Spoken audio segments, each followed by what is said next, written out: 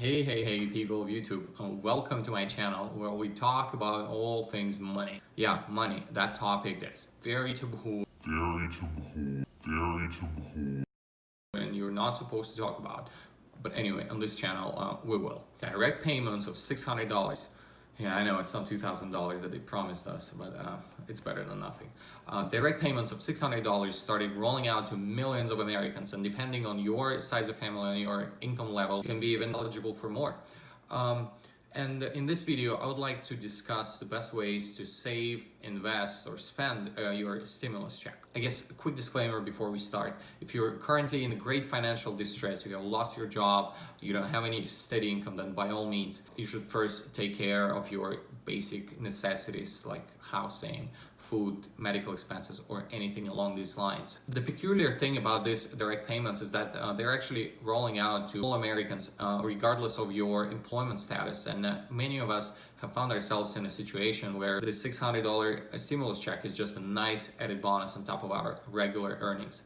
And many of you might be wondering, what is the best way to spend or invest this money? Fun fact, I actually Googled on YouTube the best ways how to spend your $600 stimulus check. And then there is this one guy who just says, well, you can just buy yourself a nice gun, or you can get yourself a pair of new Jordans because everybody needs some new J's, right, bro? If you're one of those people who needs new J's, then I can leave a link to this video. But for everybody else, let's dive straight into the best 5 ways how to spend or invest your stimulus check from Uncle Sam. Way number 1, pay off your debts. Yeah, many of us might have some type of debt, right? Whether it's student loans, car loans, credit card payments. When you are deciding where to put your money, first try to pay off the highest interest rate generating debts. These are usually your credit card payments, right? And here are some mind-boggling facts about credit cards and Americans. Americans pay banks $121 billion in credit card interest. That's up 56% compared to year 2014. Almost half of the credit cards out there carry balance and it's not paid in full every month. In February 2019, the average APR in a credit card has been almost 17%.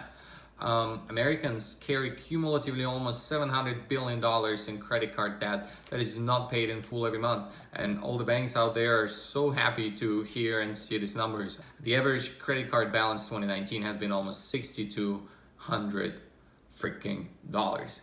So next time you're checking out in Macy's and they ask you, would you like to open up a store card with us? Well, it's not a discount card, it's a credit card. So think twice. Think twice when you're in Marshalls or Macy's and they ask you if you want to open a credit card. I'd better not. Anyway, it's up to you, honestly. I don't care. Way number 2, open up a separate savings account and start an emergency savings fund. If you don't have any debt and maybe you're just looking for more liquidity in case of an emergency, consider opening or contributing to an existing emergency fund. And here's another crazy fact about Americans and money. 63% of Americans don't have enough savings to cover a $500 emergency.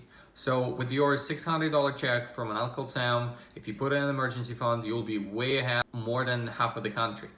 The best option out there will be some type of high yield savings account, and there are a lot of options out there. I personally use HM Bradley. It's the online bank that offers 3% API on balances of up to $100,000.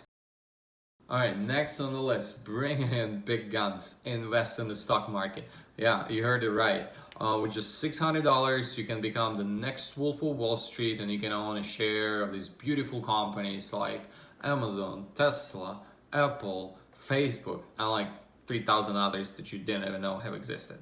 But in all seriousness, stock market has been a proven way to gain consistent returns, and over the last 100 years it has outperformed almost any other investment class. And here's a quick example. Let's say you invested $1,000 in 1999 and you have held on to your investment for 20 years.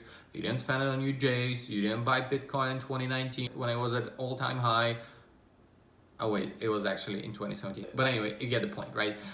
If you have held on to your investment for 20 years, in the end of 2019, you have found that your investment more than doubled, and you find in your wallet more than $2,200. Investing in the stock market is easier than ever today. There are a myriad of brokerages out there that offer free stock trading, and just to name a few of them, that's Robinhood, E-Trade, Charles Schwab, Fidelity, TD Ameritrade. All of those and many others offer free trading for stocks, bonds, options. I personally use Fidelity, and I have had great success with them. But the next logical thing that you might ask, right? How do I pick and choose the stocks if I don't have any expertise?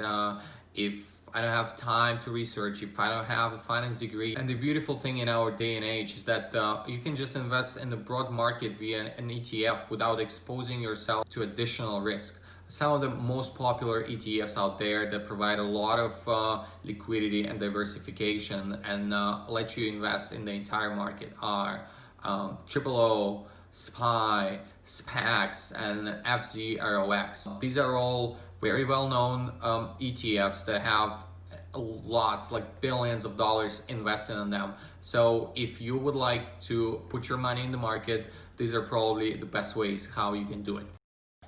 Fourth one is the less obvious one: invest in Main Street. It's totally understandable if you think that stock market is completely bananas right now. It doesn't reflect the state of economy and is bound for a major sell-off in 2021. Well, you then may be wondering and looking for some of the alternative ways to invest your money. You might also be wondering how you can invest and have some tangible impact, how you can actually see and feel and relate to your investment. Well, there is a fintech startup called mainvest.com. So that's a platform that connects the businesses that are looking for funds for their project on one side and potential investors on the other side. And the great thing about this platform is that there are a bunch of different companies from different industries and different geographical areas that you can choose from. For example, there is a local brewery right next to you that is looking to raise funds and open up a new tap room, and they're looking for some investors to give them money, to loan them money, and like let's say it could be as low as $100 or $200. So you can easily do that with your fabulous $600 check. Beyond just getting some returns, you might be able to get some other perks out of it. Like let's say they invite you to some sort of investor-only soft opening, or you can get some other perks or discounts at that brewery, right? So this allows you not only get some money in return, but also feel like you're part of something that's benefiting the community, and you can see your money actually working for the greater good. In this platform, the risk and reward profile is slightly different from your typical stock investing. It more resembles bond investing. The investors, they lend money to the businesses, and in return, they get a revenue sharing note, which buys them actually the share of company's future profits for a set amount of time and up to a certain amount. So essentially, your upside is locked. But the downside, unfortunately, is unlimited, and you can potentially lose your entire investment if the company goes absolutely bust. But that, of course, has a low probability of happening if you do your due diligence and research. All right, finally get to number 5, invest in yourself. And this is probably the biggest and possibly the trickiest one on the list. Because you can interpret it in so many ways. For some people, this phrase, invest in yourself, can be a trigger, can be a call to action to just treat yourself. 3 words for you: treat yourself. Treat yourself 2011. Spend money on a new PlayStation 5, new clothes, get yourself a new watch, new pair of J's, right? Or new gun, bro. But anyway, I think that could mean much more in terms of self-development, investing in your health, and investing in your growth. Maybe it's finally the year to start exercising, start running. So you can spend your $600 stimulus check on buying yourself a nice pair of running shoes, signing up for a race and paying for an entry, or maybe getting yourself a personal coach so you can stay motivated, or maybe getting a Peloton.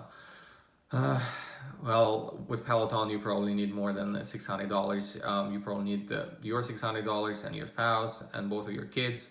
And if you don't have a spouse and 2 kids, probably you have to first take care of this. But anyway, you get the point. Investing in yourself is something that can help you in the long run to become a better person, to gain new habits, and to become healthier. There is actually one very cool platform I found. It's called masterclass.com, and well, you guessed it, it's the website that offers a lot of different masterclasses on a variety of topics. It is very well thought out and taught by the leading experts in their respective fields, like let's say Garry Kasparov in chess. What's this guy in cooking? Stop fucking around! What's his name? I'm fed up with your bullshit excuses. Jesus. It's Gordon. I'm not your fucking mate. Gordon Ramsay in cooking, or even Steph Curry in basketball. You will not only learn something new from these great masters, but this can become your lifelong passion. You can get yourself a new habit. You can step finally on the path of self-development and growth in this new year 2021. And this is it for my top 5 ways how to spend your stimulus check. Thank you so much for watching. If I have missed any other ways that you think should be on this list, please comment down below. And if you like this video, please like, subscribe, or maybe I didn't deserve it yet. Well, it's up to you. Thank you so much for watching, and I see you soon. Bye bye.